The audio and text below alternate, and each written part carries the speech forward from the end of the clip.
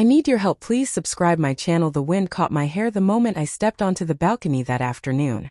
The sunlight bounced harshly off the chipped railing, and from the kitchen drifted the faint, greasy smell of frying onions. I'd just come back from my part-time job, still in my uniform shirt, sweat clinging to my back.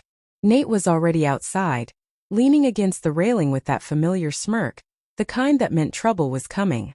"Late again," he said casually, though his eyes had that sharp glint. "You're lucky Mom doesn't make you pay rent." I brushed past him. "I bring groceries. That's rent enough." He snorted. "You think a few bags of rice make you useful?" Before I could respond, Mom's voice carried from the kitchen. "Nate, tell your sister to help with dinner instead of standing around looking tired." I opened my mouth to say I'd been working since morning, but Nate stepped closer, his grin stretching wider. "You heard the Queen. Move it." That grin, always the same, meant he was enjoying something only he found funny. "Maybe you should help," I muttered. "You're 26 and still unemployed." His smile cracked. "Say that again." I ignored him and started toward the door, but his hand clamped around my arm. The railing was just behind me. "What's your problem?" I snapped. "Just curious," he said, giving me a light shove enough to make me stumble. He laughed. "Relax, it's a dare. Don't you trust your big brother?" Before I could react, he pushed harder. For half a second, the world went weightless, a rush of air, sunlight, disbelief, before pain exploded through my shoulder when I hit the ground. A scream tore from my throat before I even realized I was alive. The fall wasn't high enough to kill me, but my arm cracked and my knees were ripped raw. Above me, laughter. Then Mom's slippers slapped across the floor. She leaned over the balcony, squinting down like she was checking whether the groceries had dropped. Not her daughter. "For God's sake," she yelled. "It was just a joke. Don't make it a scene." Blood ran down my elbow. My hand shook too much to push myself up. "He pushed me," I shouted. Nate leaned lazily on the railing, smirking again. "It was a dare." She slipped. Mom rolled her eyes. "You're fine. Get up and clean yourself. You always exaggerate." I sat there on the cement, dizzy, eyes burning, while neighbors peeked from behind curtains. No one came to help. No one ever did. That night my arm was swollen. I could barely lift it. Mom refused to take me to the hospital. "You want me to waste gas because you tripped over your pride?" she said while folding laundry. "You should have laughed. Families tease each other." Nate walked past, munching chips. "You should thank me. Now you've got something interesting to tell your boring friends at work." I wanted to throw something at him, but my hand trembled. He patted my head like I was a dog. "Next time maybe you'll land better." Later that night, when the house went quiet, I sat in the bathroom staring at my bruised arm under the flickering light. The reflection looked like someone else, tired, frightened, small. "They'll never call it a joke again," I whispered. The next morning I went to work with my arm wrapped in a scarf, pretending it was nothing. Mrs. Adams, my boss, noticed anyway. "Who did that?" she asked. "I fell," I lied. She looked at me for a long moment but didn't push. Instead, she handed me another shift. "You're good under pressure," she said softly.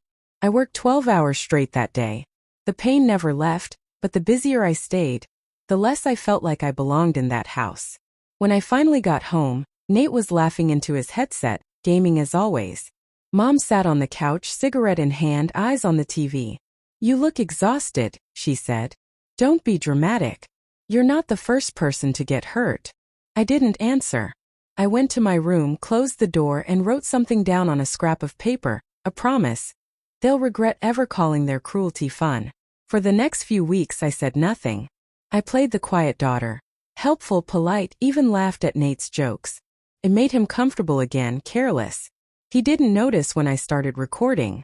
He didn't see me slip my phone onto the table at dinner, its screen glowing faintly between the salt shaker and my plate. Mom laughed while Nate bragged. "She cries too easily," he said. "I barely pushed her." Mom chuckled. "She always wanted attention. If she didn't scream, I'd think she was dead." Their laughter sliced through me like glass. But this time I didn't cry.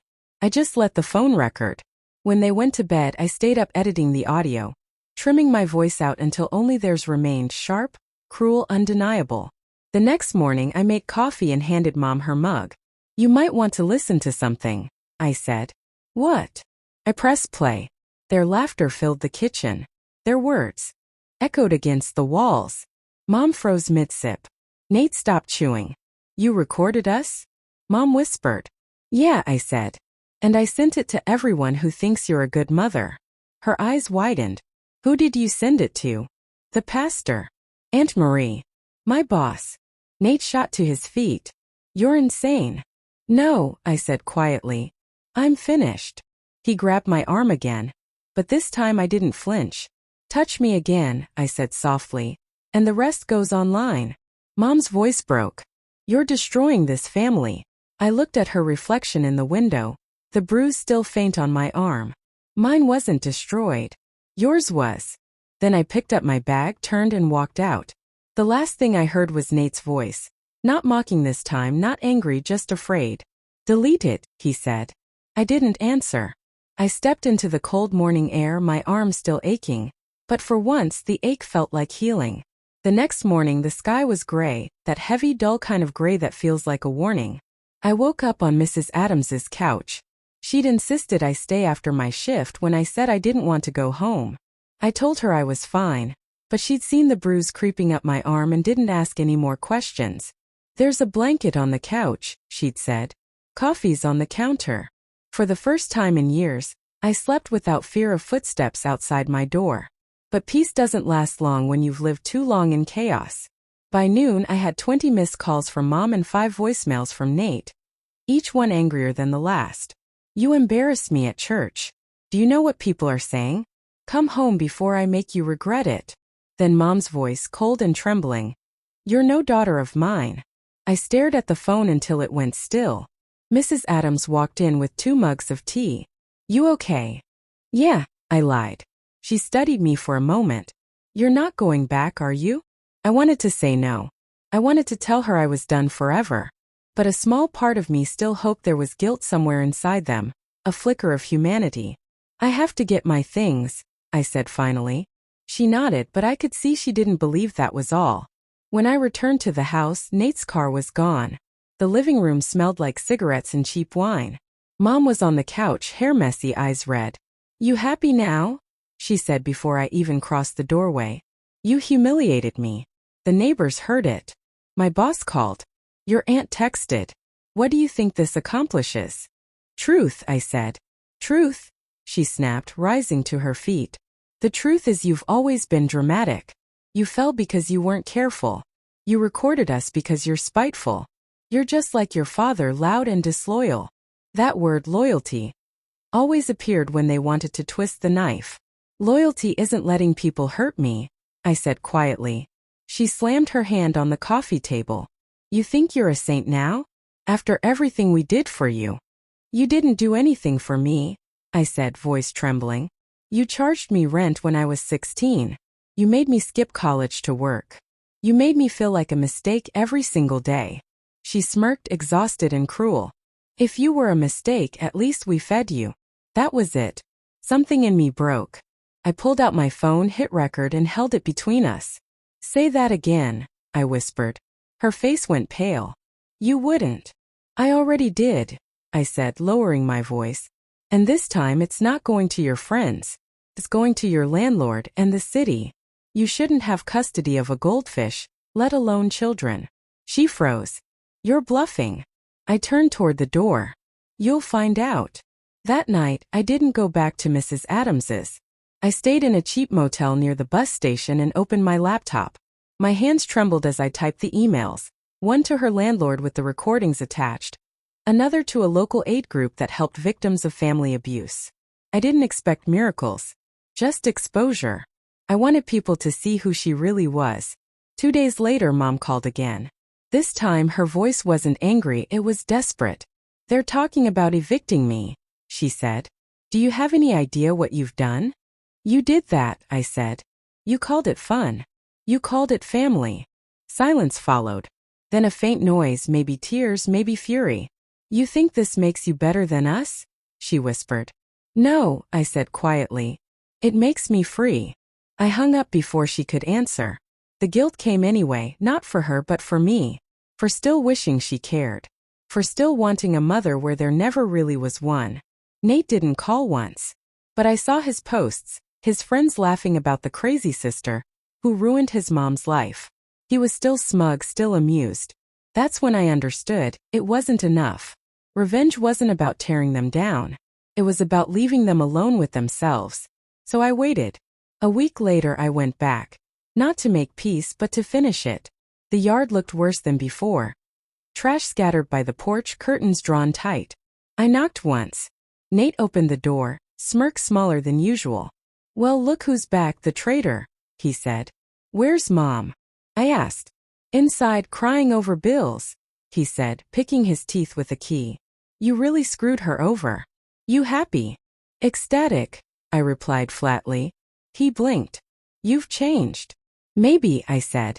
"Or maybe you're just seeing me without fear." He gave a short, uneasy laugh. "What are you even doing here?"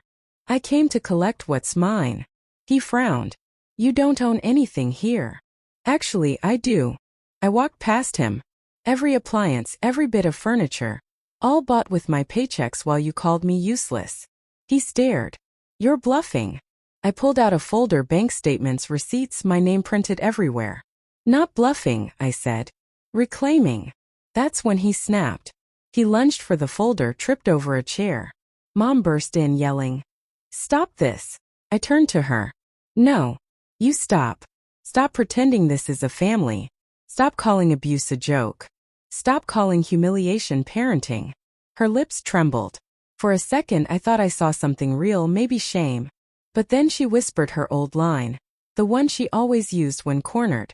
"You'll regret this." I smiled. "I already have, for 25 years. Then I walked out, folder in hand, leaving them standing in their collapsing little kingdom. Behind me I heard Nate mutter, "She's insane." But his voice shook this time. The wind outside was sharp and cold. It felt like breathing for the first time. I didn't look back. That night, walking away for good, the streetlights flickered across the cracked pavement like they couldn't decide whether to stay lit or give up too. I didn't cry. I thought I would, but I didn't. Seeing their faces, Mom's anger collapsing into fear, Nate's arrogance shrinking into silence, emptied me out. For once, they were the ones frozen in place while I moved on. I rented a small apartment above the bakery where Mrs. Adams worked part-time. It smelled of yeast at sunrise, of coffee at night, like safety. The walls were thin, the plumbing old, but it was mine. No shouting through doors. No footsteps in the hall. Just the hum of the fridge and my own breathing. At first, the quiet scared me. People like me mistake silence for danger. I'd wake at 3 a.m., expecting someone to pound on the door, shout my name, demand obedience. But it never happened. Only the rain tapping on the window, and the dull ache in my healing wrist when the weather turned cold. I threw myself into work, taking every shift I could. Mrs. Adams had me doing deliveries, inventory, training new hires. She never pried, but sometimes I'd find little notes in the kitchen drawer. "Proud of you. Keep going." Tiny gestures that healed parts of me I didn't know were still bleeding. Then one afternoon I saw Nate again, 2 months later. I was walking home with a grocery bag under my arm when I heard his voice. He looked thinner, unshaven, wearing the same old jacket. He didn't notice me until I said his name. He froze, then gave a crooked smile. "So the ghost returns." "I'm not a ghost," I said. "You are." He gave a short, bitter laugh. "Funny. You ruined Mom's life, you know. She's on medication now. Can't even leave the house without shaking." I felt that familiar sting, the guilt he always tried to hand me. But this time it didn't stick. "She did that to herself," I said quietly. "I just stopped pretending it was normal." He shifted, avoiding my eyes. "You think you're better than us now?" "No," I said, adjusting the bag in my arms. "Just healthier." He smirked, though his hands fidgeted. "You're still alone." That used to wound me, the idea that without family I had nothing. But standing there, facing a stranger who used to be my brother, I realized I wasn't alone. I'd simply outgrown the cage they called love. "I'd rather be alone," I said softly, "than owned." He didn't reply, just stared a moment before muttering, "You always thought you were special." I walked past him without turning back. 2 weeks later, Mrs. Adams called me into her office smiling. "There's an opening at the regional branch," she said. "Manager position. You've got the best record here. I recommended you." My chest tightened. "You think I can handle that?" "I don't think," she said. "I know." I took the job. For the first time, I started planning my life forward instead of surviving day to day. Months passed. I didn't hear from my family until one evening when a letter arrived. The handwriting was familiar, uneven, rushed. Mom's. I opened it with shaking hands. Inside was a single folded page. No greeting, no sign-off, just 6 words. "We need you. Dad's in jail." I almost laughed. Dad had been gone for years, leaving debts and excuses behind. Now he'd finally fallen into his own mess. For a moment I pictured Mom at the kitchen table, writing that note, still convinced guilt would bring me back. But I'd learned a new language, silence. So I didn't answer.